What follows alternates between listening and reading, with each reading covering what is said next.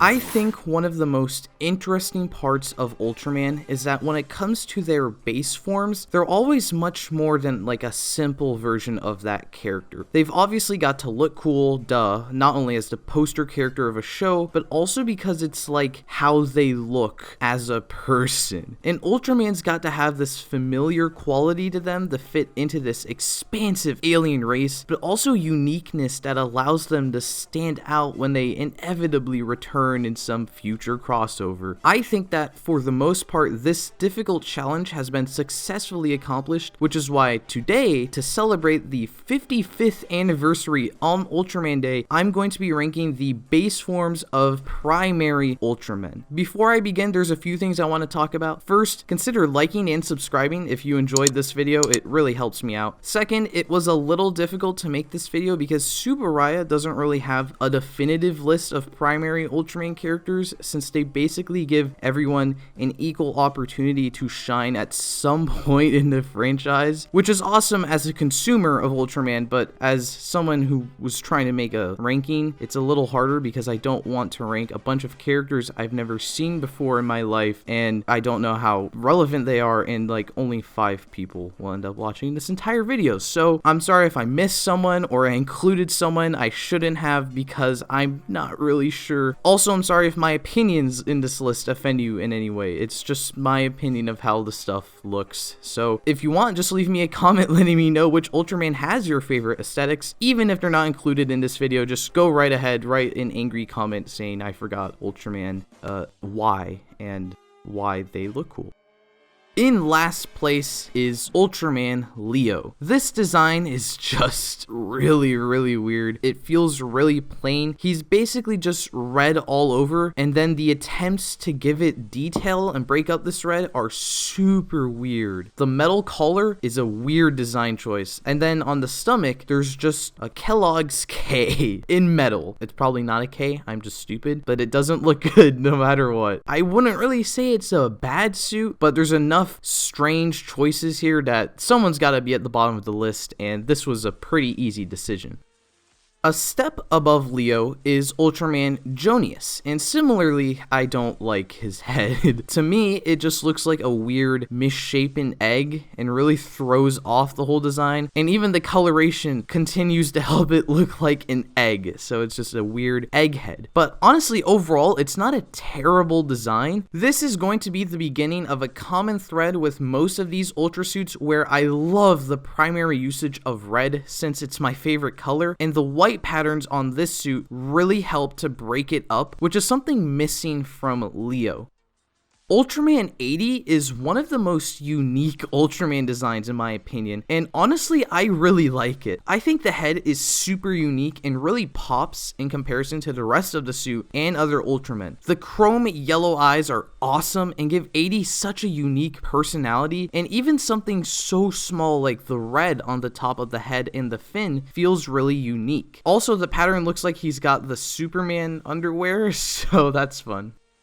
It kinda hurts to put Ultraman Tiga so low on this because, like, I think his design is pretty good, but I also don't think it's better than the other suits on this list. My main problem is just this weird chest armor. The paneling effect is not very good in my opinion, and then it has some blue coloring in it that just worsens the effect. It doesn't really flow together with the rest of this suit. The body also feels like it's missing some red, especially since this is meant to be Taro's son, and he's covered in red, and Tiga is just kind of silver, and I think he should have had more red. Big boy alert. Dear Lord, Ultraman Titus is probably the thickest tokusatsu character I've seen in my life. What I really like about Titus is his color scheme. The black and red color combo is beautiful, especially with the specific detailing used on the body. In addition, his armor looks really slick, and it ties together the whole red and black color scheme. I mean, I'm really just not a fan of how wide he is too. It kind of throws me off. It gives him some uniqueness, but no one man has the right to be this wide. Ultraman Ace. Well, it's an Ultraman design. The chest piece that circles the color timer and then branches off into the different stripes is a welcome, little unique touch to the standard solid red and silver color scheme. The head is kind of odd, but in a good way. The enlarged crest with the hole in it creates a nice silhouette for the character. He also has molded in earlobes for no reason at all. It's just there, and it's a little strange to be honest, but it doesn't really drag down the suit. I think it's still a pretty solid Ultraman suit. So, coming in at number 26, 25, 24, 23, 22, and 21 are Ultraman Powered, Ultraman Jack, Ultraman Zophy, Ultraman Great, and Ultraman Neos. These are all kind of the same design with minor pattern and head changes, so I figured just why not group them all together. Powered comes in at number 26 because I think his head is really creepy. At 25 is Jack. I'm not a fan of his body pattern with these thin red lines added on. It's kind of a weird choice. Everything branches off from the middle, number 24, with the original Ultraman. It's just a really simplistic but effective design. Perfect as the original version of, all the suits on this list. The silvers and the reds are balanced very well across the body. It even looks like he's wearing some red shorts.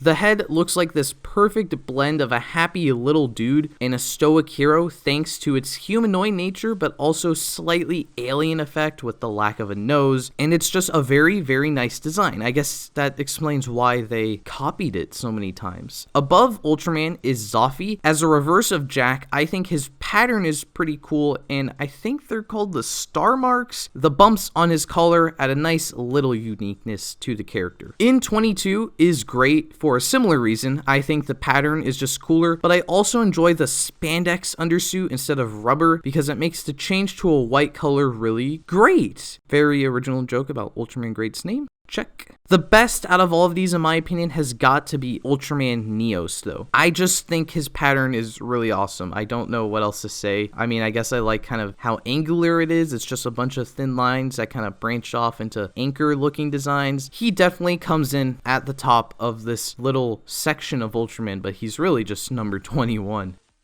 Bringing us into the top 20 is a joke I need to get out of the way first. Ultraman Dyna reminds me of a tube of Colgate toothpaste.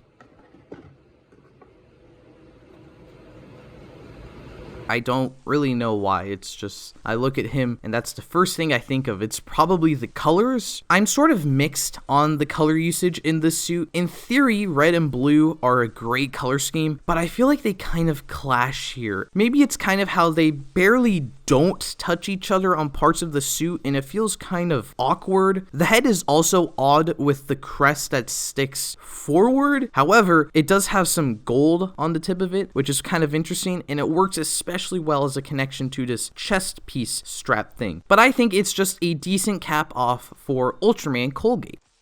Ultraman Nexus is a very mixed design for me. I've really got to applaud how unique it is up front. This tubing-like material is very interesting, and in my opinion, the mechanical aspect it creates is cool. This mechanical aspect gets heightened with the little bits of armor on the forearms and the chest with that really awesome crest design. It just has such a presence on the suit. My biggest problem is just I'm not a fan of the coloration. Nexus feels really drab in that department. I prefer some of his other forms where they just kind of add red, and other than that, it's the same suit. And the fin design on the head is also a little strange to me. It kind of looks like the weird hats they wear in Star Wars Episode 4. That's a connection I just made off the top of my head, and I think it works.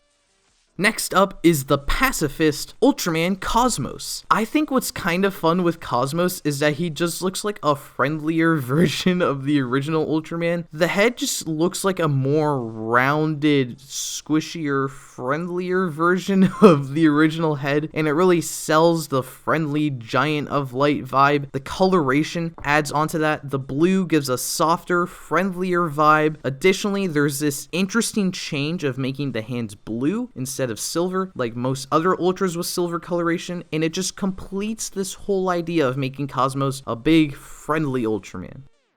Ultraman Tiga feels a lot like Ultraman Dyna's design, which makes sense, the latter is a sequel, but Tiga's is done to a much more successful level. The purple instead of blue flows so much better with the red, and the actual placement of the colors works a lot better too, since they intersect a lot and they're repeated together a lot, and it helps the whole thing feel like a more coherent design. This chest vest thingy really ties the whole design together, since those little bits of gold pop and further differentiate Tiga, but then it has some silver overlaid on top of it, so it's not just a weird gold strap, it looks like this energy source or this armor attachment to the character, and it just completes this character's look.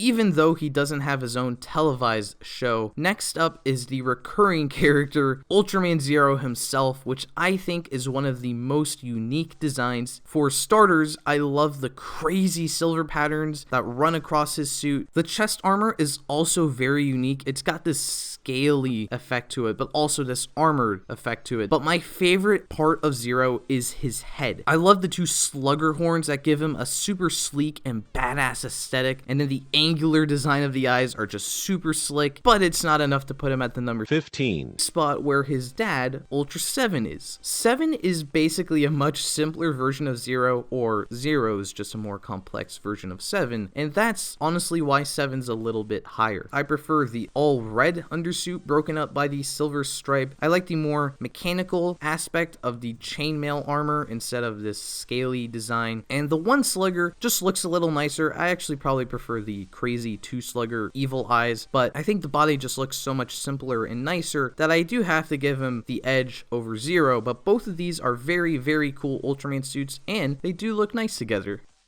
So that's been part 1 of my Ultraman base form ranking. If you want to see part 2 before its release on the 55th anniversary of the original Ultraman's release, be sure to subscribe or become a patron, and I hope to see you next time.